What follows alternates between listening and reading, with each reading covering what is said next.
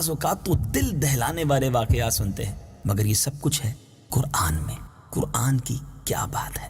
آئیے آج ایک ایسی گائے کے بارے میں سننا ہے۔ ویسے بھی بقرعید کے دنوں میں ہم جانور خریدنے جاتے ہیں، لیکن جس گائے کا تذکرہ آج میں نے کرنا ہے، قرآن مجید کے ذریعے کرنا ہے، وہ دنیا کی سب سے قیمتی گائے ہے۔ جی ہاں، اس سے مہنگی گائے دنیا میں کبھی فروخت نہ ہوئی ہوگی اور شاید کبھی نہ ہو۔ ایسا کیا واقعہ تھا؟ وہ گائے کون سی تھی اور کتنی مہنگی فروخت ہوئی؟ آئیے سنتے ہیں۔ اور یہ واقعہ سورہ بقرہ میں موجود ہے، اور آپ جانتے ہیں قرآن پاک کی سب سے بڑی سورت سورہ بقرہ ہے، اور بقرہ کا جو معنی ہے وہ گائے ہے، یعنی گائے والی سورت۔ اس کو اسی گائے کی وجہ سے کہا جاتا ہے۔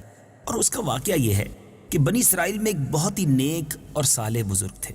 ان کا ایک ہی بچہ تھا جو نابالغ تھا، اور ان کے پاس فقط ایک گائے کی بچیا تھی۔ ان بزرگ نے اپنی وفات کے وقت اس بچیا کو جنگل میں لے جا کر ایک جھاڑی کے پاس جا کر یہ کہہ کر اس گائے کو چھوڑ دیا کہ یا اللہ عز و جل، میں اس بچیا کو تیری امانت میں دیتا ہوں۔ میرا بچہ نابالغ ہے، جب وہ بالغ ہو جائے تب اسے یہ گائے واپس لوٹا دی جائے۔ اس کے بعد ان بزرگ کی وفات ہو گئی، اور بچیا جو ہے وہ بھی بڑی ہوتی گئی، ادھر وہ نوجوان بھی جو ہے وہ بالغ ہو گیا۔ تو اس کی ماں کی اس نے خوب خدمت کی، بڑا ہی فرما بردار، بڑا ہی نیکوکار تھا۔ اب اس نے اپنی رات کو کس طرح تقسیم کیا تھا، خدمت بھی کرتا تھا تو کیا نرالا انداز تھا کہ اس نے اپنی رات کو 3 حصوں میں تقسیم کر رکھا تھا۔ ایک حصے میں سوتا تھا، ایک حصے میں ماں کی خدمت کرتا تھا، اور ایک حصے میں رب کی عبادت کرتا تھا۔ روزانہ صبح جنگل سے لکڑیاں کاٹ کر لاتا۔ اپنی کمائی کو بھی اس نے 3 حصوں میں تقسیم کیا تھا، یعنی اپنی کمائی کا ایک حصہ اپنی ذات پر خرچ کرتا، ایک حصہ اپنی والدہ کو پیش کر دیتا، اور ایک حصہ راہ خدا میں صدقہ و خیرات کیا کرتا تھا۔ اب ایک دن لڑکے کی ماں نے اپنے بیٹے سے کہا کہ بیٹا، تمہارے باپ نے میراث میں ایک بچیا چھوڑی تھی جس کو انہوں نے فلاں جھاڑی کے پاس جنگل میں اللہ عز و جل کی امانت میں سونپ دیا تھا۔ اب تم اس جھاڑی کے پاس جا کر، گویا درخت کے پاس جا کر اللہ عز و جل کی بارگاہ میں دعا مانگو کہ اے ابراہیم اور اسماعیل اور اسحاق علیہ السلام کے رب، تو میرے باپ کی سونپی ہوئی امانت مجھے واپس دے دے۔ اور اس بچیا کی نشانی یہ ہے کہ وہ پیلے رنگ کی ہے، اور اس کی خال اس طرح چمک رہی ہوگی کہ گویا سورج کی کرنیں اس میں سے نکل رہی ہیں۔ یہ سن کر لڑکا جنگل میں اس جھاڑی کے پاس گیا اور دعا مانگی، تو فوراً ہی وہ گائے دوڑتی ہوئی آ کر اس کے پاس کھڑی ہو گئی، اور یہ اس کو پکڑ کر گھر لایا۔ تو اس کی ماں نے کہا بیٹا، تم اس گائے کو لے جا کر بازار میں 3 دینار میں فروخت کر ڈالو، لیکن کسی گاہک کو میرے مشورے کے بغیر نہ دینا۔ ان دنوں بازار میں گائے کی قیمت جو تھی وہ بھی 3 دینار ہی تھی۔ بازار میں ایک گاہک آیا جو در حقیقت ایک فرشتہ تھا۔ اس نے کہا کہ میں گائے کی قیمت 3 دینار سے زیادہ دوں گا، مگر کسی سے مشورہ نہ کرنا۔ وہ فرما بردار تھا۔ ماں نے کہا تھا بیٹا، میرے مشورے کے بغیر نہ بیچنا۔ حالانکہ آفر زیادہ کی تھی، مگر اس نے کہا نہیں، میری ماں نے مجھے یہ فرمایا ہے کہ میرے مشورے کے بغیر کسی کو گائے نہیں فروخت کرنی۔ وہ اپنی ماں کے پاس آیا۔ آنے کے بعد والدہ کو کہا کہ ماں، ایک شخص آیا تھا اور اس نے 3 دینار سے زیادہ کی آفر دی ہے۔ تو والدہ نے کہا کہ بیٹا، یہ گاہک شاید کوئی فرشتہ ہوگا، تو اے بیٹا، تم اس سے مشورہ کرو کہ ہم اس گائے کو ابھی فروخت کریں یا نہ کریں۔ یہ نوجوان دوبارہ بازار گیا، وہی گاہک آیا جو کہ دراصل فرشتہ تھا۔ اس بچے نے، اس نوجوان نے اس فرشتے سے پوچھا کہ آپ ہی بتا دیں کہ اس گائے کو ہم فروخت کریں یا نہ کریں۔ فرشتے نے کیا کہا؟ کہا کہ ابھی فروخت نہ کرو، آئندہ اس گائے کو حضرت موسیٰ علیہ السلام کے لوگ خریدیں گے۔ تم اس گائے کے چمڑے میں سونا بھر کر قیمت طلب کرنا، وہ لوگ تمہیں اتنی ہی قیمت ادا کریں گے۔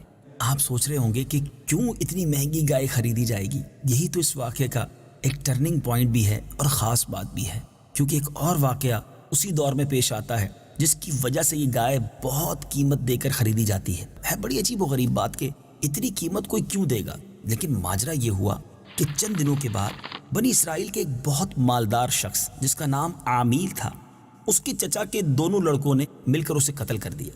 اس کی لاش کو ایک ویرانے میں ڈال دیا۔ اب صبح سارے لوگ پریشان، قاتل کی تلاش شروع ہوئی، مگر قاتل ملتے ہی نہیں تھے، پتہ ہی نہیں چلا کہ کس نے مارا ہے۔ اب یہ لوگ حضرت موسیٰ علیہ السلام کے پاس آئے کہ حضور آپ ہمیں بتائیں کہ ہم قاتل کو تلاش کریں تو کریں کیسے؟ آپ نے فرمایا کہ گائے ذبح کرو، اس کی زبان یا دم کی ہڈی سے لاش کو مارو، تو وہی لاش زندہ ہو کر اپنے قاتل کا پتہ بتا دے گی۔ بڑا سمپل تھا، مگر اب اس قوم نے ایک عجیب کام یہ کیا کہ کوسچنز کرنے شروع کیے، سوالات کرنے شروع کیے۔ بنی اسرائیل نے کہا کہ گائے کا رنگ بتائیں، اس کی عمر وغیرہ، اور اس کے اندر بہت قریت کرنا شروع کر دی، اور بالآخر جب وہ اچھی طرح سمجھ گئے کہ فلاں قسم کی، فلاں کلر کی، فلاں عمر کی اور اس طرح کی گائے چاہیے، تو اب تلاش شروع کر دی۔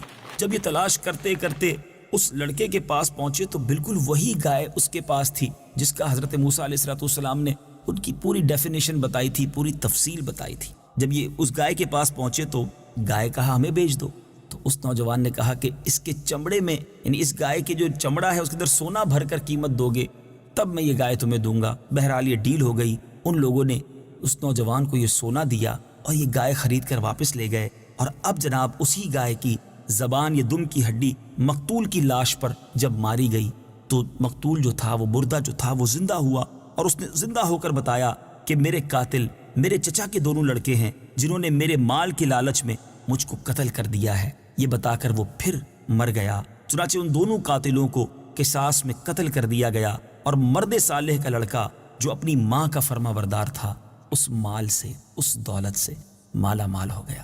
میٹھے میٹھے اسلامی بھائیوں، ہے نا عجیب واقعہ؟ یہ ہمارے قرآن میں موجود ہے، لیکن اس واقعے سے بہت سارے درس ملتے ہیں۔ آئیے چند مدنی پھول قرآن پاک کے فیضان سے آپ کی طرف پڑھاتا ہوں، آپ بھی اپنے دل کے مدنی گلدستے میں سجاتے جائیے۔ لیکن اس سے پہلے کہ اس واقعے سے ہم مدنی پھول چنیں، کیوں نہ قرآن پاک میں یہ واقعہ کہاں اور کیسے موجود ہے، تلاوت قرآن مجید سنتے ہیں، اور آئیے اس کا ترجمہ سنتے ہیں۔ وَإِذْ قَالَ مُوسَىٰ لِقَوْمِهِ إِنَّ اللَّهَ يَأْمُرُكُمْ أَن تَذْبَحُوا بَقَرَةً قَالُوا أَتَتَّخِذُنَا هُزُوًا قَالَ أَعُوذُ بِاللَّهِ أَنْ أَكُونَ مِنَ الْجَاهِلِينَ۔ ترجمہ: اور یاد کرو جب موسیٰ نے اپنی قوم سے فرمایا بے شک اللہ تمہیں حکم دیتا ہے کہ ایک گائے ذبح کرو، تو انہوں نے کہا کہ کیا آپ ہمارے ساتھ مذاق کرتے ہیں؟ موسیٰ نے فرمایا میں اللہ کی پناہ مانگتا ہوں کہ میں جاہلوں میں سے ہو جاؤں۔ قالوا ادع لنا ربك يبين لنا ما هي قال إنه يقول إنها بقرة لا فارض ولا بكر عبان بين ذلك فافعلوا ما تؤمرون۔ ترجمہ: انہوں نے کہا کہ آپ اپنے رب سے دعا کیجئے کہ وہ ہمیں بتا دے کہ وہ گائے کیسی ہے۔ فرمایا اللہ فرماتا ہے کہ وہ ایک ایسی گائے ہے جو نہ تو بوڑھی ہے اور نہ بالکل کم عمر، بلکہ ان دونوں کے درمیان ہو، تو وہ کرو جس کا تمہیں حکم دیا جا رہا ہے۔ قالوا ادع لنا ربك يبين لنا ما لونها قال إنه يقول إنها بقرة صفراء فاقع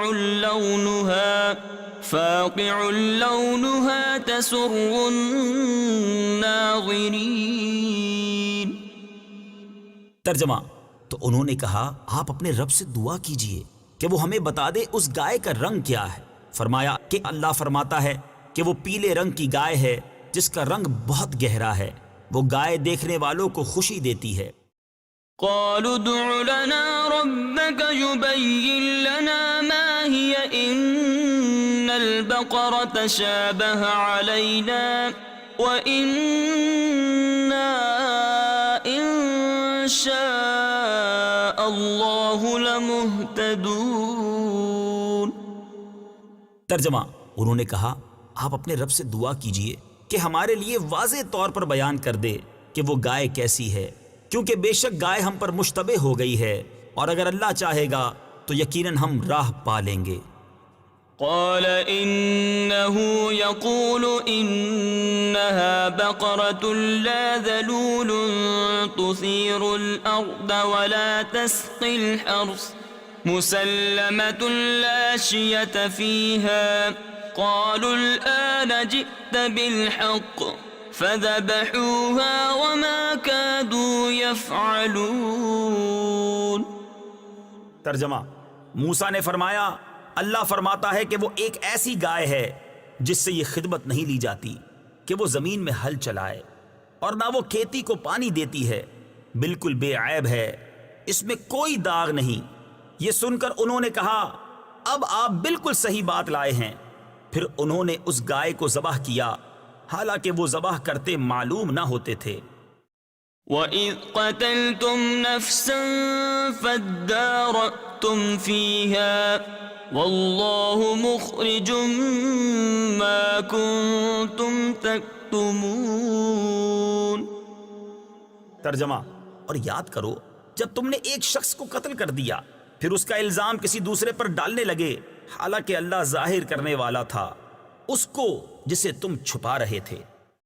فَقُلْنَا اضْرِبُوهُ بِبَعْضِهَا كَذَلِكَ يُحْيِي اللَّهُ الْمَوْتَى وَيُرِيكُمْ آيَاتِهِ لَعَلَّكُمْ تَعْقِلُونَ۔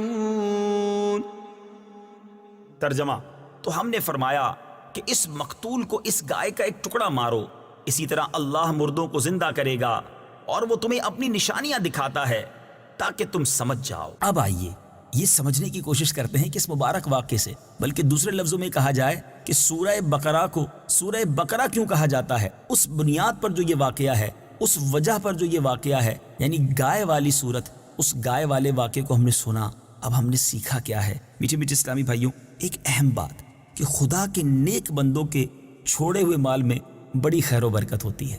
بظاہر تو ایک بچیاں ہی چھوڑی تھی نا، مگر نیک آدمی تھے، صالح تھے، اللہ کے فرما بردار تھے، تھوڑا چھوڑا تھا، حلال چھوڑا تھا۔ اللہ نے کتنی برکت دی کہ وہ نوجوان یعنی اس کا بیٹا جو ہے وہ مالا مال ہو گیا، پوری گائے کے بدلے سمجھ لے اس کے وزن کے مطابق سونا مل گیا۔ تو پتہ یہ چلا بعض لوگ جو یہ سوچتے ہیں کہ مجھے اولاد کے لیے بہت کچھ چھوڑ کے جانا ہے اور اس کے لیے حرام بھی کماتے ہیں، یہ نہیں سوچنا چاہیے۔ تھوڑا ہوگا، حلال ہوگا اور رب راضی ہوگا، وہ تھوڑے میں بھی اللہ بہت ساری برکت ڈال دے گا۔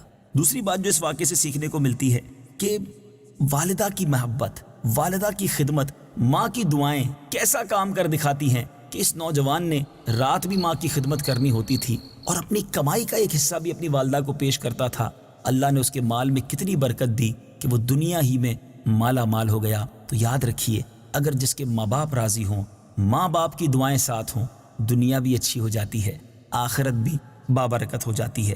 اسی طرح یہاں ایک اور خوبصورت بات کہ جو اپنا مال اللہ تعالیٰ کی امانت میں سونپ دے، اللہ تعالیٰ اس کی حفاظت فرماتا ہے اور اس میں بے حساب خیر و برکت عطا فرماتا ہے۔ اس مرد صالح نے دنیا سے جانے سے پہلے اپنی امانت کو، اس بچیا کو اللہ کے سپرد کر دیا تھا۔ اللہ کریم نے کیسی شاندار حفاظت فرمائی۔ ہمیں بھی چاہیے اپنے مال کو، اپنے اسباب کو، اپنے گھر بار کو رب کے سپرد کر دینا چاہیے، اس کی امانت میں سونپ دینا چاہیے۔ جبھی تو گھر سے نکلتے وقت کتنی پیاری دعا ہمیں احادیث کے ذریعے گویا سکھائی گئی ہے، بسم اللہ توکلت علی اللہ، کہ میں اللہ تبارک و تعالیٰ کے سپرد کر کے اپنے گھر بار کو اور اپنے مال و اسباب کو جا رہا ہوں۔ تو یہ وقتاً فوقتاً ہمیں رب کے سپرد کرتے رہنا چاہیے۔ وہ کافی بھی ہے، وہ شافی بھی ہے اور وہ امانتوں کو ضائع نہیں فرماتا۔ اسی طرح میٹھے اسلامی بھائیوں، ایک اور خوبصورت بات حضرت مولا علی کرم اللہ تعالیٰ وجہ الکریم فرماتے ہیں، جو پیلے رنگ کا جوتا پہنے گا وہ ہمیشہ خوش رہے گا اور اس کو غم بہت کم ہوگا، کیونکہ اللہ تعالیٰ نے پیلی گائے کے لیے فرمایا ہے تسر الناظرین۔ ترجمہ، وہ گائے دیکھنے والوں کو خوشی دیتی ہے۔ کیا بات ہے مولا علی کرم اللہ تعالیٰ وجہ الکریم کے فہم القرآن کی، کہ اس واقعے سے کیا خوبصورت مدنی پھول ہمیں بتایا۔ شاید آج بہت سارے مدنی چینل کے ناظرین کو یہ راز پتہ چل رہا ہوگا کہ امیر اہل سنت بھی اور دعوت اسلامی کے بہت سارے مبلغین بھی پیلے رنگ کے چپل کیوں پہنتے ہیں۔ تو وہاں اس کے پیچھے یہ قول ہے، اور علماء کہتے ہیں کہ جہاں پیلے رنگ کا چپل فکریں غم دور کرتا ہے، وہاں کالے رنگ کے جو چپل ہیں وہ نہیں پہننے چاہیے کہ وہ فکروں کو بڑھاتے ہیں۔ اس سے کوشش کیجئے، احتیاط کیجئے گا۔ ایک اور خوبصورت بات پتہ چل رہی ہے کہ قربانی کا جانور جس قدر بھی زیادہ بے عیب، خوبصورت اور قیمتی ہو، اسی قدر زیادہ بہتر ہے۔ ماشاءاللہ، جب بھی قربانی کریں اللہ کی راہ میں تو دل کھول کر خوبصورت جانور تلاش کریں۔ ہاں، اس میں ایسا نہیں ہونا چاہیے کہ اس لیے بڑا جانور لے رہا ہوں، اس لیے خوبصورت جانور لے رہا ہوں کہ لوگوں میں واہ واہ ہو، ذرا محلے میں نام ہو جائے۔ نہیں، ہمیں جو بھی عمل کرنا ہے اللہ کی رضا کے لیے کرنا ہے، اللہ راضی ہو جائے اس لیے خرچ کرنا ہے۔